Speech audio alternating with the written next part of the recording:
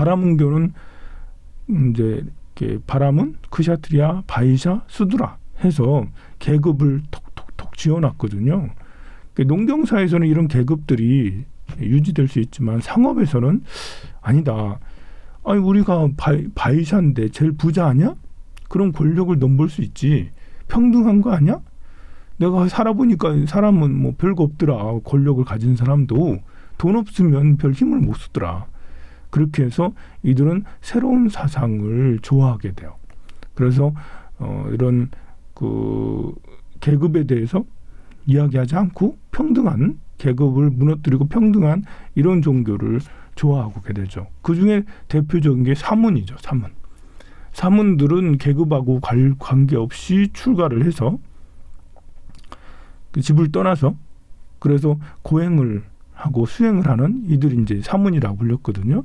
바라문의 계급은 종교 의식을 행하는 자고 이들도 이렇게 그 집을 떠나서 수행을 합니다만 이들하고 다른 계급에 연연하지 않고 고행을 위주로 하는 새로운 수행자들이 생겼는데 이들이 바로 사문이라고 할 수 있습니다.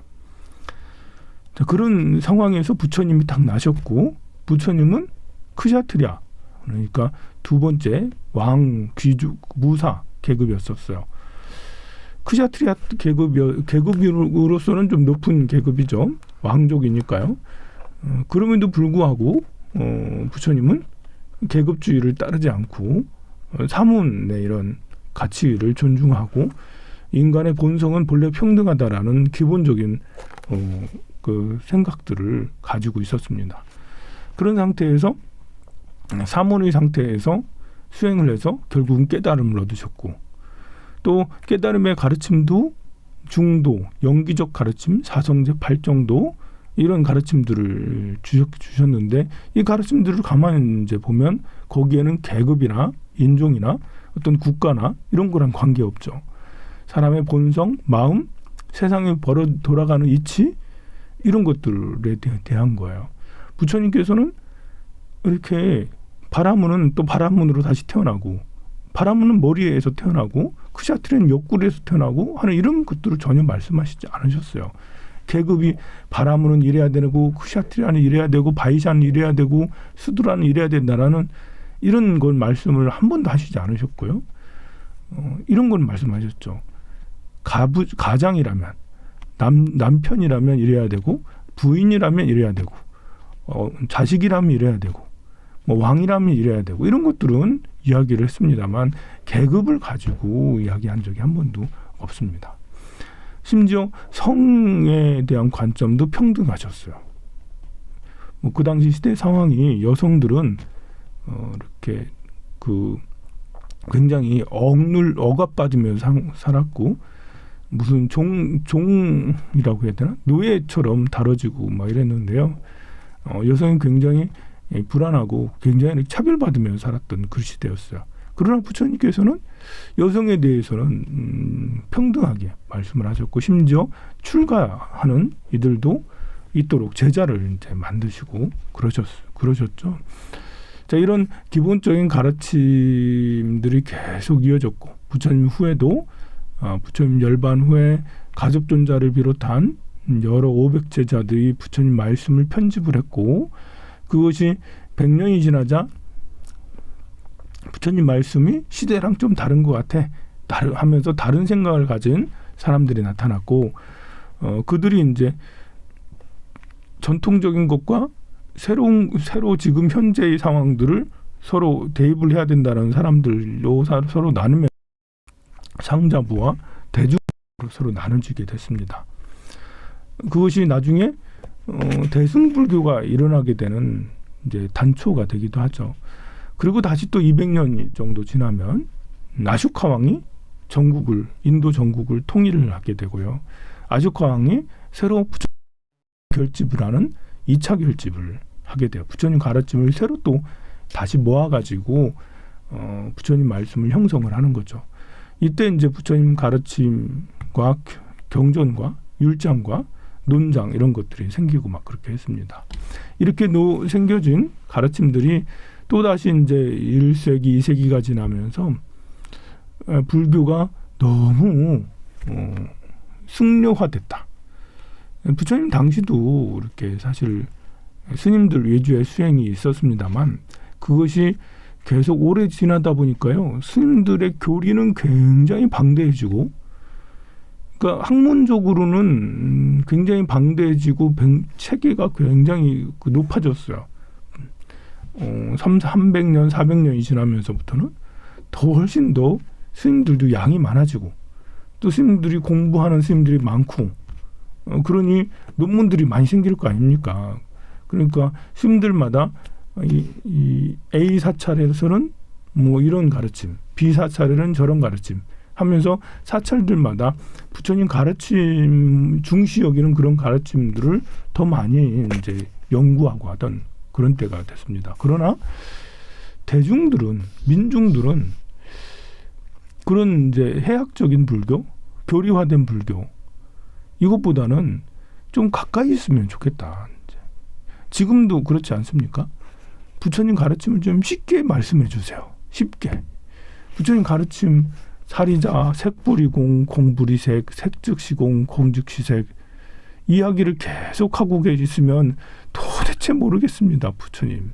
재행이 무상이었고 제법이 무하고 열반이 적정이고 아니 아무리 생각해도 재행무상, 제법무와 열반적정 무슨 말인지 도대체 알 수 없겠는데요. 정견, 정사유, 정어, 정업, 정명, 정정진 사실 풀어놓으면 별거 아닌데 아니 다른 교리들이 굉장히 어려우니까 12연기도 이제 그 무명행식, 명색, 유깁, 촉수, 애취, 유생, 노사 이렇게 되잖아요. 이 12연기도 우리가 살아가는 삶을 풀어놓은 건데 무명행식, 명색, 유깁, 촉수, 애취, 유생, 노사 이렇게 하니까 무슨 말하는 거야? 알아들을 수가 없습니다. 그래서 몇 가지 어려운 그런 것들 알아들을 수가 없으니까 정견, 정사유, 정어, 정업, 정명, 정정진 이것조차도 이제 어렵다고 느끼는 거죠. 육바라밀, 보시지계, 인욕정진, 선정, 반야바라밀 아니 알고 보면 또 그렇게 어려운 게 아닌데도 불구하고 이게 너무 한문화돼 있고 언어가 좀 동떨어져 있어요. 일반 민중의 언어랑 불교에서 쓰는 언어랑 떨어져 있어요. 동떨어져. 한 10리, 100리 밖에 있는 거예요. 평상시에 옛날에는 이제 조선시대만 해도 보시라는 말은 일반 사람들한테도 쓰던 말이었거든요. 화주라든지 보시라든지 쓰던 말이었는데 지금은 기부하라 기부하라고 하지 보시하라는 말 하지 않고 언어가 달라져 버린 거예요. 재행무상할 때도 본래 항상하지 않은 게 무상인 건데 지금은 무상이라는 게 항상하지 않다라는 그런 의미보다는 허무하다라는 인생이 무상하다 허무하다라는 그런 말로 변했다는 말이죠. 공이라는 것도 이렇게 그 계속해서 변해가는 그래서 무아인 이 상태를 공이라고 생각하는데 지금은 공실 여기 공실 없는데요? 그래서 빈방 비었다라는 걸로 그렇게 해석을 하고 없을 무자도 이제 무한계 내지 무식계 무없다 뭐 이렇게 그러니까 우리가 쓰고 있는 현대 문화 현대 사람들이 쓰던 언어 문화랑 불교에서 쓰는 언어랑 많이 동떨어져 있어요. 제가 불교대학 강의를 해보면 저는 엄청 쉽게 강의한다고 막 줄줄줄줄 이야기를 해요. 근데 나중에 들어보면 스님 무슨 말 하는지 모르겠는데요. 용어가 다르니까 나는 쉽게 쓰는 보시지계, 인욕정진, 뭐 재행무상, 제법무화 쉽게 쓰고 정견, 정사에 쉽게 쓰는데 사람들은 무슨 말인지 잘 모르겠는데요. 그래 그만큼 이제 불교 문화가 대중문화에서 좀 떨어져 있습니다. 그렇다고 불교 문화를 대중문화랑 가깝게 하려고 노력을 많이 하는 것도 아니고 그래서 점점 그 오차가 불교 문화와 대중 문화가 그 차이가 점점 더 벌어지고 있지 않나 그런 걱정은 되고 있습니다. 이것이 부처님 열반 후에 300년 400년쯤 되니까 극심한 차이가 있는 거예요. 불교 문화와 대중 문화가 너무 차이가 심한 거예요. 그러니 이렇게 개혁적인 것을 주장하는 스님들과 또 제가자들 중에서 지식인들, 그 날이 가면 갈수록 세월이 가면 갈수록 세상에 지식인은 더 많아지게 되거든요. 불교도 더 교류화되지만 출가하지 않은 사람도 지식인이 불교 지식인이 생기고 하는 것처럼 불교에 대해서 많이 알던, 예를 들면 부처님 탑을 8대 성지 탑을 지키고 있던, 아니면 부처님 사리탑이나 부처님 경전을 모셨던 그런 탑들을 지키고 있던 그분들은 대체로 시내 부처님 탑이 이렇게 부처님이 태어나시고 열반하시고 성도하시고 그런 데만 탑이 있었던 게 아니고요. 부처님 열반 후에 탑이 제가자들이 탑을 조성을 하게 했거든요. 부처님 열반하셨던 그 사리들은 부처님 제자들이 승려들이 탑을 모시고 그러지 않았어요. 제가자들이 모여서 부처님도 유언을 그렇게 하셨고요. 스님들은 탑을 모시는데, 부처님 사례를 모시는데 간이하지 말라. 그 이후에 그래서 부처님 사리탑을 모시고 또 분과해서 다른 데 또 모시고 그렇게 하는데, 제가자들이 적극적이었다 보다 보니까요. 도시에다 사리탑을 짓는 경우가 많이 생겼습니다. 사찰이 아님에도 불구하고. 그러면 순례자들도 막 생기죠. 도시 안에 와가지고 탑이 있으니까 가서 예배하고 그래요. 그럼 안내자가 있어요. 그런 안내자들이 보살이라고 불렀다고요. 그런 사람들이 많아지고 그러면서 그 사람들이 주축이 되고 또 개혁적인 승려들이 주축이 되면서 새로운 불교 문화가 형성이 되죠. 그것이 바로 대승불교라고 할 수 있습니다. 또 이 대승불교는 이제 기존의 인도 문화하고도 영향을 받죠. 인도 문화가 이제 그 바라문, 이런 이제 바라문의 전설, 이것이 불교의 영향을 받고 자이나교의 영향을 받고 다른 종교의 영향을 받으면서 힌두적인 이런 전설, 힌두의 어떤 가치관이 점점 체계화되는 그런 과정을 겪게 돼요. 그 과정을 겪으면서 인도의 자체로 있던 힌두, 토속적인 이런 것과 또 불교에 가지고 있던 상자보 불교, 부처님의 전통, 기본적인 전통, 그 가르침 사이에 서로 융합이 되면서 대승불교라는 좀 민중화된 불교가 생기게 되죠. 그래서 경전들도 새로 만들어지게 돼요. 카니시카 대왕 이런 때, 이제 기원 후 1년, 100년쯤 이런 때는 카니시카 대왕이 그 불교를 굉장히 옹호했고 불법을 굉장히 수호했습니다. 그때 새로운 결집이 이루어지면서 대승 경전들이 완전히 그때 틀이, 기본 틀이 잡혀지게 되죠. 그때 금강반야 바람일경 같은 것도 만들어지게 되고 해서 대승불교의 기틀이 완성이 되고, 그리고 나서 100년, 200년이 지나자 또 용수보살 나타나고 세친보살, 또 이제 그 용수보살, 세친보살, 또 다음에 미륵보살 같은 이런 많은 무착보살 같은 많은 논사들이 나타나면서 대승불교가 체계가 완전 거의 완벽해지게 됩니다. 그러니 대승불교는 기본에 있던 상자보 불교, 이것이 성장하면서 다른 형식으로 변화된 거고, 모든 불교가 대승불교로 다 가지 않고 기존의 것을 고수하고 있던 상자보는 그대로 남고, 새로운 변화를 추구했던, 또 민중화하려고 했던 이들은 대승불교로 이렇게 변하게 됩니다.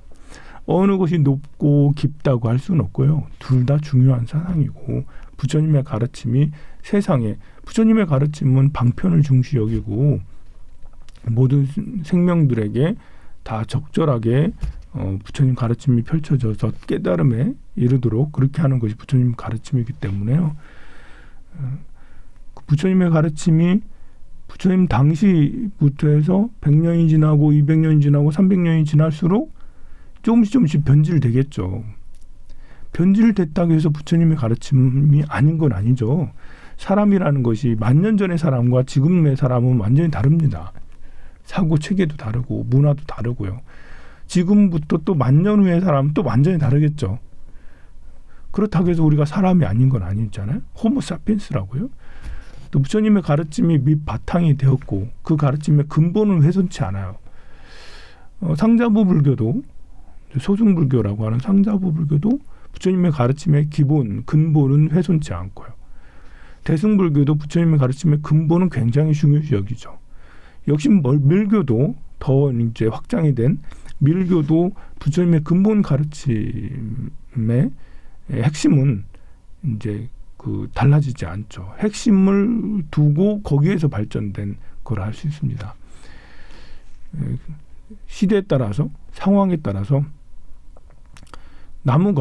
사과나무가 이렇게 한반도에서 우리나라에서 이제 사과나무를 키우면 우리나라식의 사과나무가 되는 거고요.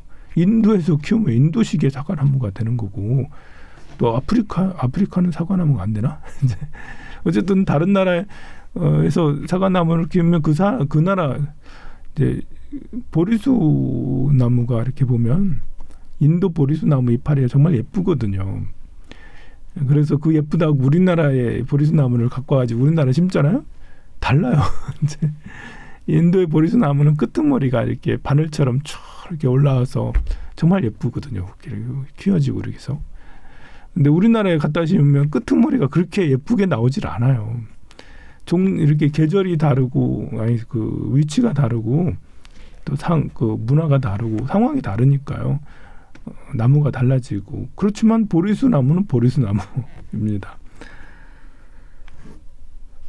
자, 이렇게 해서 이제 이런 불교를 상자부 불교라고 하기도 하고 아비달마 대법이라고 해서 아비달마 불교라고도 합니다. 이런 아비달마 불교는 이제 수행을 해서 아라한과를 얻는 것이 중요하고요. 그러니까 내가 수행을 해서 수다음, 사다음, 아라한과를 얻는 것이 굉장히 중요하고, 그리고 대승불교에서는 보살, 관세음보살, 지장보살 이런 보살이 되는 것이 굉장히 중요하죠. 아라한과는 내가 수행해서 내가 깨달음을 얻는 거고, 보살은 다른 사람을 깨닫게 해서 내가 깨닫게 하는 거고. 그래서 좀 다르죠. 내 위주의 수행이 아라한 수행, 이제 초기 아비달마 불교고, 타인을 성불하게 하는, 타인을 수행케 하는 이런 것이 위주가 되는 거죠. 그러다 보니까요, 이렇게 아비달마 불교, 상자불 불교는 계율을 굉장히 지키는 보수적인 거야. 계율을 굉장히 잘 지켜야 되는 거야. 내 스스로 몸을 지키고 마음을 지키고 내가 이렇게 수행을 해 나가야 되니까요. 그런데 대승불교는 자율주의예요. 자율주의. 많은 타인을 상대를 부처님으로 만들어줘야 되는데 자식을 키워본 사람은 알 거예요. 여러분이 자식을 키워보면 이 자식이 다 대통령이 되든 재벌이 되든 잘 되게 하고 싶잖아요. 그래서 우리 자식 잘 되게 하려고 얼마나 노력했습니까? 근데 되나요? 내 방식으로 하면 무조건 안 돼요. 자율적으로 해야 돼요. 어떤 형식의 틀에 맞춰서 할 수가 없는 거죠. 그래서 내 스스로 계속 이렇게도 해보고 저렇게도 해보면서 아이를 키워야지. 그래야지 성장해서 훌륭한 아이가 되는 거 아닙니까? 상대를 깨닫게 하려면 계율을 무조건 지켜야 돼? 이렇게 살아야 돼? 이렇게 살아야 돼? 이렇게 살아야 돼? 이렇게 해가지고는 안 되더라는 것이죠. 사람이 너무 규격화된 곳에 있으면 사람이 삐리해지거든요. 이렇게 자기 꿈을 펼치고 자기 이상을 펼치고 이렇게 성장을 해야 되는데 규격화된 데 있으면 자존감이 팍 떨어져요. 내가 스스로 경험을 해보고 그렇게 해서 스스로 자존감, 내가 뭘 해서 성공했던 기억이 있어야 되고, 뭘 해서 칭찬받았던 기억이 있어야 되고, 그것이 바탕이 돼서 다시 또 시도하고, 다시 또 칭찬받고, 인정받고, 그렇게 해서 성장을 해가잖아요. 그런데 규격화된 사회에서는, 그럼, 해봐야 그 해서 뭐 할 건데. 그 열심히 해서 뭐 할 건데. 공부 이외에는 열심히 해서, 공부 이외에는 그림 그려서 뭐 할 건데. 음악 그거 해서 뭐 할 건데. 체육 그거 열심히 해서 뭐 할 건데. 공부 이외에는 전부 다 해서 뭐 할 건데. 사람의 성향은 공부만 할 수 있는 성향만 있는 게 아니고 다양하게 수십 가지 성향들이 있는데 공부 잘하는 사람만 살아남는 그런 사회를 만들어 놓으니까 애들이 다 기가 죽어가지고 무기력해요. 여러분들 자식들 키워보면 제일 힘든 게 애들이 무기력해. 하기 싫은데 귀찮아해. 다들 하기 싫어해. 뭐 하라면 내가 하고 해야 되나요? 하면서 몸을 흐느적거려. 무기력해져가지고. 물론 이제 아비달마 불교가 그렇다라는 건 아니고요. 아비달마 불교도 굉장히 열정적으로 수행을 해야 된다라고 하고 있습니다. 아비달마의 이런 이제 상자불 불교는 내 스스로 수행을 하는 이런 거고요. 대승불교는 이제 행원, 발원, 원을 키워서 큰 배로 모두가 같이 함께 자타일시 성불도 이걸 중요시 여기게 됩니다. 그리고 이제 아비달마 불교는 이론적이죠. 그래서 이론의 체계들을 막 만들어놨는데 대승불교는 이론적이보다 실천적으로 관세음보살처럼 지장보살처럼 실천을 하는 그런 불교로 발전하게 됩니다. 그리고 이제 아비달마 불교는 전문 출가자 위주가 돼요. 그래서 전문 출가자에 대한 지금도 남방불교에 가면 전문 출가자에 대한 공경심이 어마무시합니다.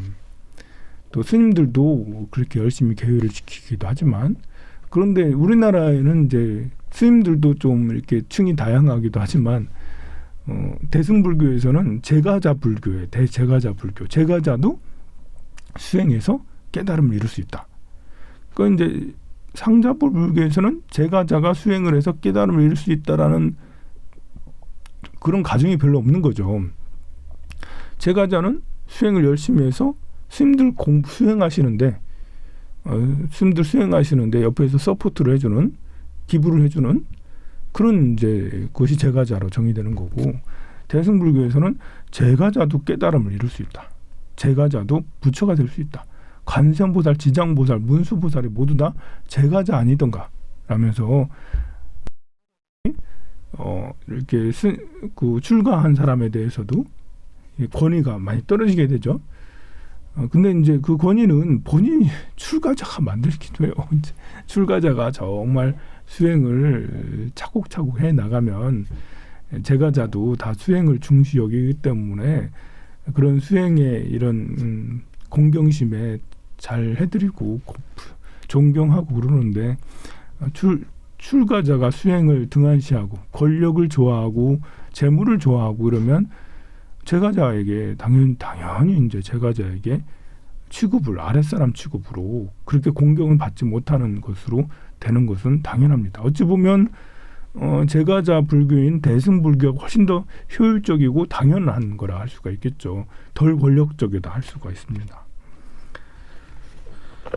대승불교는 이제 초기 대승불교, 또 중기 대승불교, 후기 대승불교로 이렇게 나눌 수 있는데요. 초기 대승불교는 대승사상이 가장 신선하고 순수했던 시기가 초기, 그러니까 대승불교가 일어났던 기원 전후부터 한 3세기까지 이게 초기 대승불교고요. 중기 대승불교는 3세기부터 6세기까지 이때는 철학적 학문적 연구가 굉장히 활발했고요. 그러면서도 실천적인 수행은 좀 약간 소홀해졌어요. 불교가 차츰 쇠퇴하는 인도의 전통 종교인 힌두교가 차츰 대두하는 시기가 바로 이 3세기부터 6세기. 대승불교가 처음 등장해서 100년, 200년, 300년까지는 정말 순수했고 좋았는데요. 이게 정치적 환경하고도 관계가 있습니다.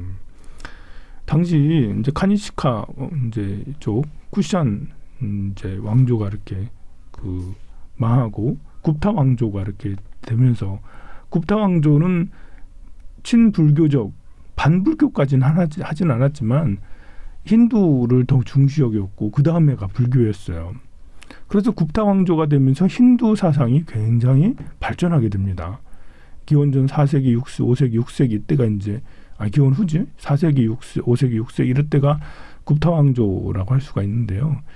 굽타 왕조는 힌두를 더 중시 여기고 불교는 뒷전이었습니다.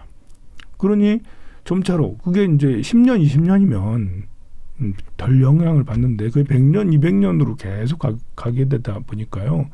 힌두는 점점 체계화되고 또 불교는 이제 힌두화가 점점 돼가는 거죠.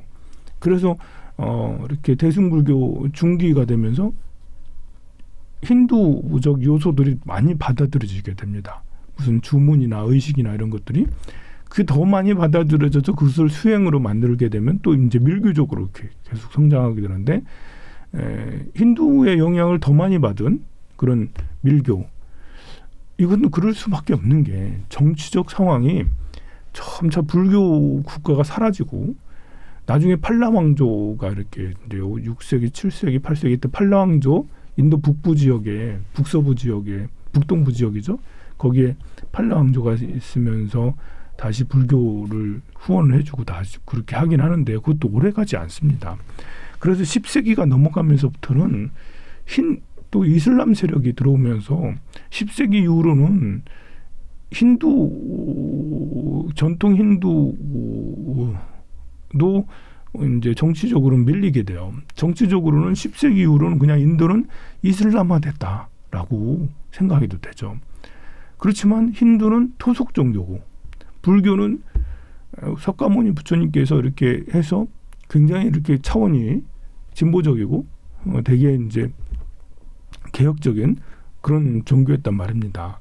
그런데 이 후원자들이 점점 이제 사라지면서, 그러니까 왕과 귀족과 이런들의 후원인들이 점점 사라지면서 이렇게 민중부터 뿌리가 착착돼 있던 이제 힌두는 계속해서 살아남았고 이슬람이 지배하면서 더더욱 힌두는 살아남았고 불교는 이제 사라지게 되는 그런 결과를 초래하게 됐죠.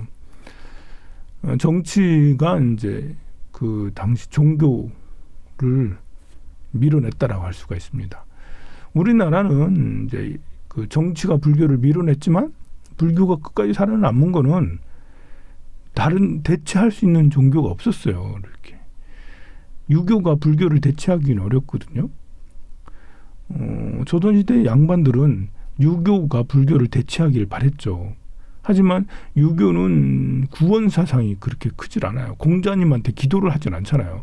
조상님한테 이제 제사를 모시긴 하는데 역시 조상님이 우리를 구원해 준다라는 사상은 있긴 하지만 그것이 간절하게 비나이다 이렇게까지는 되지 않습니다. 그래서 토속이었던 이제 무속과 부처님께 비는 이런 구원을 중시 여기는 이런 그 불교는 아직도 그 조선 시기에 그렇게 이제 박해를 많이 해도 끝까지 이제 살아남았는데요. 이 인도의 경우는 다르죠. 인도의 경우는 불교가 있었지만 불교 후원자가 사라졌지. 그런데 힌두는 역시 구원할 수 있는 구원자에 대한 이런 게 있고, 그리고 이슬람은 알라신에 대한 이런 열망이, 알라신에 대한 어떤 그 구원 사상이 이런 것이 어마무시하게 크기 때문에 그래서 그 불교적 이런 색채들이 그냥 다른 데로 녹아 흘러서 사라질 수밖에 없었던 그 상황을 겪게 되는 것이 인도라고 할 수 있습니다. 불교가 위대해도 그렇게 로마 지역에 불교가 이렇게 전해져서 불교가 이렇게 로마 또는 유럽으로 이렇게 확장이 돼서 불교가 그쪽으로 성장을 한 건 아니었거든요. 그것은 그때는 로마는 기독교라는 이런 이제 종교가 공인이 되고 그 이후에 유럽 전체를 기독교가 이제 이렇게 휩쓸었지 않습니까? 기독교는 이제 구원과 이제 이런 현세 복을 바라는 기복과 구원의 이런 것들이 적절하게 잘 되어 있는 종교이기 때문에 그래서 다른 종교를 받아들이기가 어려워요. 이슬람도 마찬가지고요. 기독교하고 형제였잖아요. 그렇지만 두 개의 종교는 굉장히 색깔이 분명하고 같이 섞이기가 어려워요. 유일신이고 우리 종교만이 최고다 이렇게 되어 있다 보니까요. 민중들도 한번 빠져들면 이렇게 알라신, 하나님, 야훼, 여호와 뭐 이렇게 하고 그러면 빠져들게 됩니다. 그러니 다른 종교를 더 받아들이기가 다른 종교를 받아들이기 굉장히 어렵죠. 이제 동양 쪽으로 이쪽으로 인도로 해서 티베트로 해서 중국으로 이제 우리나라 한국 일본으로 이렇게 전해졌던 이런 불교는 이쪽으로는 이제 종교적인 그런 이제 그 기독교나 이슬람하고 그런 다른 비슷한 그런 종교가 없었어요. 그러니까 불교가 이쪽으로 이렇게 중국 쪽으로 동북아로 이렇게 전해지면서 불교가 동북아시아의 전체 어떤 종교적인 이런 것들을 담당하고 그렇게 발전을 시켜왔죠. 그 가운데 대승불교와 이렇게 상자부 불교 이런 것이 있었는데요. 중국에서는 상자부 아비달마 불교는 오래 가지 않고요. 처음에 전해질 때는 아비달마 불교가 전해지고 그랬으나 시간이 가면 갈수록 더 종교적인 대승불교로 발전하게 됩니다. 이렇게 기존에 유교가 있었고 도교가 있는 상태에서 도교를 굉장히 중요했던 그들은 불교를 도교와 비슷한 또 다른 도교와 비슷하지만 굉장히 이렇게 임팩트 있는 이런 걸로 생각을 해서 불교를 이렇게 받아들였고 당시 정치적인 상황이 이제 한나라가 무너지고 이제 16국이라는 이제 외래 다른 이제 오랑캐 중국 사람들이 오랑캐라고 부르는 그런 이제 북방민족 다른 외래 민족들이 중국 땅을 차지하고 다스리고 하면서 정치적으로 굉장히 불안했고 그런 불안한 상황을 불교로서 타개하려는 왕들이 굉장히 많이 나타났습니다. 우리나라도 이렇게 진흥왕, 법흥왕, 이제 법흥왕 이런 때 불교를 공인하고 막 그러잖아요. 불교를 공인하기 위해서 굉장히 노력을 하는데 그것이 어떤 정치적 안정과 굉장히 관계 있죠. 그래서 신라도 불교 국가가 되면서 이렇게 그 정치적으로도 안정이 되고 또 사회적으로도 굉장히 안정이 되고 그 바탕으로 해서 삼국을 또 통일하게 되는 것이 됐죠. 삼국을 통일하고 그 왕족들, 귀족들은 불교를 굉장히 후원을 했습니다. 고려시대까지 역시 마찬가지였죠. 그래서 불교는 계속 성장을 했고 중국도 이제 비록 56국 때 불교가 확장이 되고 많이 받아들였지만 수나라 당나라 때 특히 당나라 때 불교가 꽃이 펴지고 합니다. 그 이후로 이제 민중화된 그런 불교가 당송, 원명, 청나라까지 계속 전해지게 돼서 동북아시아 이쪽은 대승불교가 굉장히 흥기한 그런 상황이 됐습니다. 오늘은 대승불교와 이제 이렇게 초기 불교, 그러니까 상자부 불교, 또 아비달마 불교라는 불교를 통해서 불교의 발전과 역사 상황 이런 것들에 대해 생각을 해봤는데요. 불교는 문화, 그 당시의 문화와 그 당시의 정치 이런 거하고 이렇게 떼어놓기가 어렵습니다. 종교하고 정치는 분리하라 이렇게 그 민중은 요구하지만 역사로 놓고 보면 정치와 무관하지 않았어요.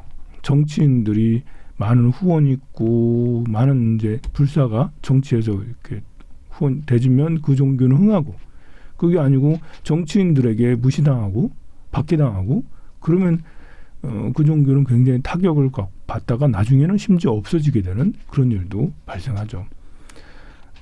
박해를 받는다고 모두 다 없어진 거는 아닙니다만 이제 그럴 확률이 높아지고 박해 받아도 오랫동안 남아서 나중에 다시 또 흥하는 그런 종교도 있긴 합니다.